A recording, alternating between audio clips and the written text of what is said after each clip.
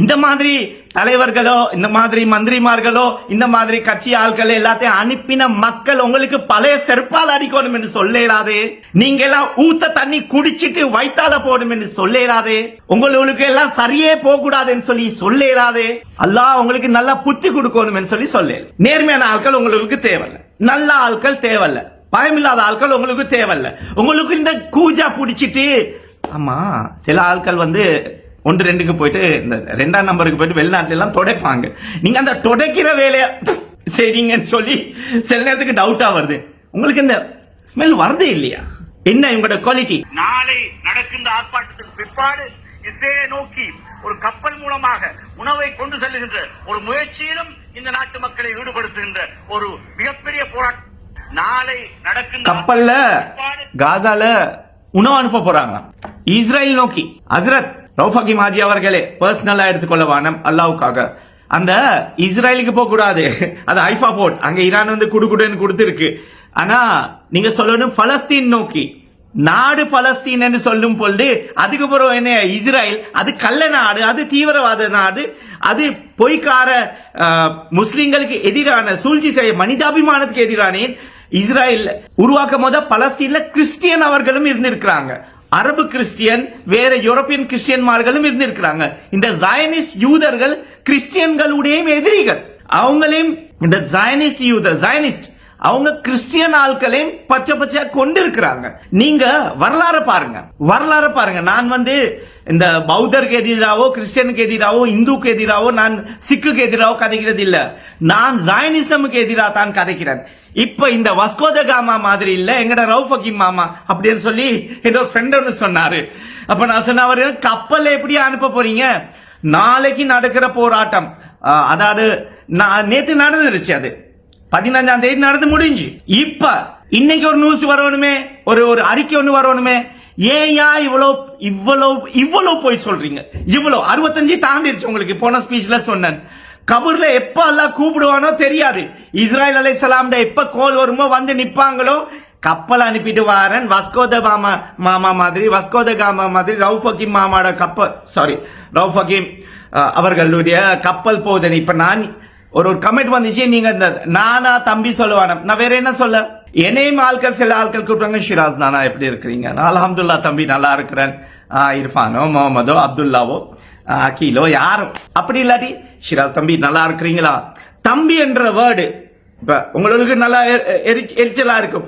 தம்பி என்ற வேர்டு வந்து வடக்குல எல்டிடி இருக்கும் பொழுது கௌரவமா பேசின ஒரு வேர்டு தம்பி. ஏன்னா அவங்களோட அந்த போராட்டத்திலேயோ அந்த தீவிரவாத குரூப்லயோ பயங்கரவாத குரூப்லயோ போராட்டல நேஷனல் ஹீரோவா டிஃபென்ஸ் ஏதோ ஒரு சைடுக்கு வந்து hero is another side straight அப்படின்னு சொல்லித்தான் ஹிஸ்டரியில சொல்லப்படுது. சோ ஏதோ அவருக்கு தம்பி என்ன சொன்னாங்க. இத கூட பழகிருங்க. எனக்கு நெகட்டிவ் கமெண்ட் அடிக்கிற தமிழ் சகோதரர்கள் ஐரோப்பா நாட்டில் இருக்கலாம், வளைகுடா நாடுகள்ல இருக்கலாம், கொழும்புல மற்ற ஸ்ரீலங்கால இருக்கலாம், எனக்கு ஒரு பிரச்சனையும் இல்ல. சோ கமிங் பேக் டு இப்ப ரவுஃப் ஹக்கீம் அவர்களோட ஸ்டேட்மெண்ட். என் மத்த கட்சி தலைவர் இப்ப அதுல ஹிஸ்புல்லா அவர்களை ஏத்துவார கப்பல்ல இவர் கேப்டன் குக் மாதிரி போவாரோ தெரியாது. நல்ல குக்குகளையும் எடுத்துட்டு போகணுமே, சாப்பாடு வசதி. இப்ப எனக்கு சொல்லுங்க, காசால எங்க நீங்க அனுப்ப போறீங்க? எங்க இறக்க போறீங்க? எந்த பெர்மிஷன் எடுத்தீங்க? பொத்துவில் பக்கம் உங்களோட அந்த அருகம்பே இந்த நகர இந்த பிரதேச சபாவா நகர சபையோ ஏதோ எந்த சபையில இப்ப உங்களுக்கு எதிராக கதைச்ச முஷாரஃபும் இப்ப சேர்ந்துட்டீங்க. இப்ப நீங்க சொல்லவா நாளைக்கு நீங்க யாரோட எலெக்ஷன் கேட்பாங்க? ரவுஃப் ஹக்கீமோட கேட்டாங்க. நான் ஆளு இல்ல, நான் கொள்கை பாக்குறவன். என்னுடைய கொள்கைய நான் ரெஸ்பெக்ட் பண்ணுவேன். எந்த கட்சியில இருந்தாலும் அந்த கட்சியோட ரூல்ஸை ரெஸ்பெக்ட் பண்ணுவேன். போய் சொல்லனா எனக்கு கஷ்டம். ஏன்னா கபரு போயிட்டு ஜவாப் கொடுக்கணும்.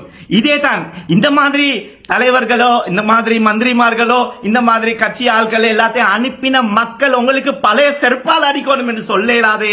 நீங்க எல்லாம் ஊத்த தண்ணி குடிச்சிட்டு வைத்தால போடும் என்று சொல்லலாதே. உங்களுக்கு எல்லாம் சரியே போக கூடாதுன்னு சொல்லி சொல்லலாதே. அல்லாஹ் உங்களுக்கு நல்லா புத்தி கொடுக்கணும் என்று சொல்லி சொல்ல. நேர்மையான ஆட்கள் உங்களுக்கு தேவையில்லை, நல்ல ஆட்கள் தேவையில்ல, பயமில்லாத ஆட்கள் உங்களுக்கு தேவையில்ல. உங்களுக்கு இந்த கூஜா பிடிச்சிட்டு ஆமா சில ஆட்கள் வந்து 1-2க்கு போயிட்டு இந்த 2ஆம் நம்பருக்கு போயிட்டு வெளிநாட்டுல எல்லாம் தொடைப்பாங்க. நீங்க அந்த தொடைக்கிற வேலைய சரிங்கன்னு சொல்லி சில நேரத்துக்கு டவுட்டா வருது. உங்களுக்கு இந்த ஸ்மெல் வருதே இல்லையா? என்ன இவங்களோட குவாலிட்டி?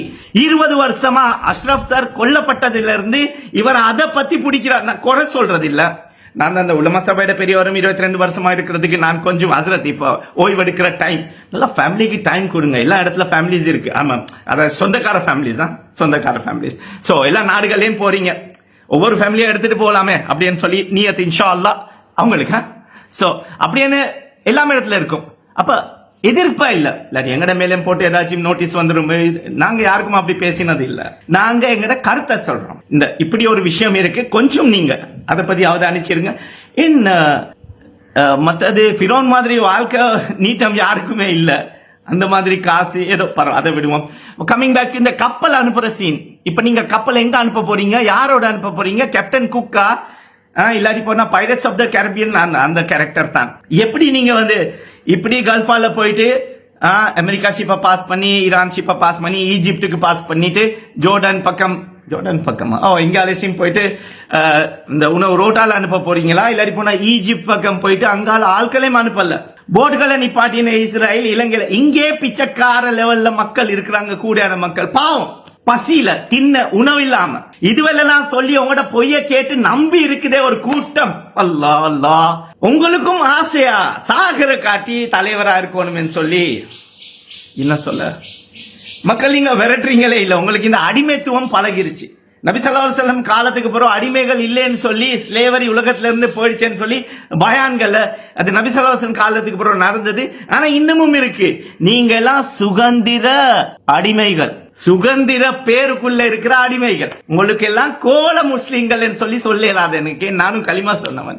எல்லாம் இல்ல. இப்படி எல்லாம் நடந்துகிட்டு இருக்கிறீங்க.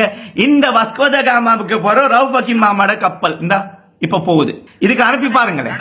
ஆர்ப்பாட்டத்துக்கு பிற்பாடு இஸ்ரேலை நோக்கி ஒரு கப்பல் மூலமாக உணவை கொண்டு செல்லுகின்ற ஒரு முயற்சியிலும் இந்த நாட்டு மக்களை ஈடுபடுத்த, ஒரு முயற்சியிலும் ஈடுபடக்கூடியது முயற்சி நான் செஞ்சிருக்கணுமே. ஒரு கிட்டத்தட்ட 24 மணி நேரம் ஆகுது ப்ரொடெஸ்ட் முடிஞ்சிட்டு. அப்ப ஏன் அனுப்புறீங்க? இல்ல ஹசரத் ஹாஜி ப்ளீஸ், பர்சனல் கோவம் இல்ல. இவனை வச்சிருவோம், இவனை தூக்கிறோம். அல்லாஹ் தாலா எழுதியிருக்கிற டைம்ல தான் அது நடக்கும். பாய்ந்தவன் இல்ல ஷிராஸ் யோனஸ், உண்மைக்கு அடிமை, அவ்வளவுதான். நேர்மை, ரெஸ்பெக்ட் பண்ணுவன். உங்களை எங்க கண்டாலும் சலாம் சொல்லுவன், முசாஃபா செய்வன், கை கொடுப்பன், அது வேற விஷயம். ஆனா போய் மக்களுக்கு தயவு செய்து சொல்லவான. இது தான் வேண்டுகோள். எந்த கட்சி தலைவரோ, எந்த கட்சியாலோ, எந்த மந்திரியோ இருந்தாலும் அது செய்யவானும். பாவம் அது. எங்களுக்கு இந்த பாவம்னால தான் எங்கட சமூகம் தரித்திரியம் பிடிச்ச ஒரு சமூகத்துக்கு நோக்கம் போகுதா, அந்த நோக்கத்துக்கு போகுதா, அந்த பக்கம் போகுதான்னு சொல்லி ஒரு பயம். எங்களுக்கும் பிள்ளைகள் இருக்கிறாங்க. இந்த அரசாங்கம் பத்தி என்ன சொல்ல நான்? முஸ்லீம்களுக்கு இது சும்மா வந்து நாங்க பலஸ்தீனுக்கு இருக்கிறோம், எம்பசிய பூட்டுங்க. Israel Zionist state, rogue state, எம்பசியா எலும்புனா பூட்டுங்க.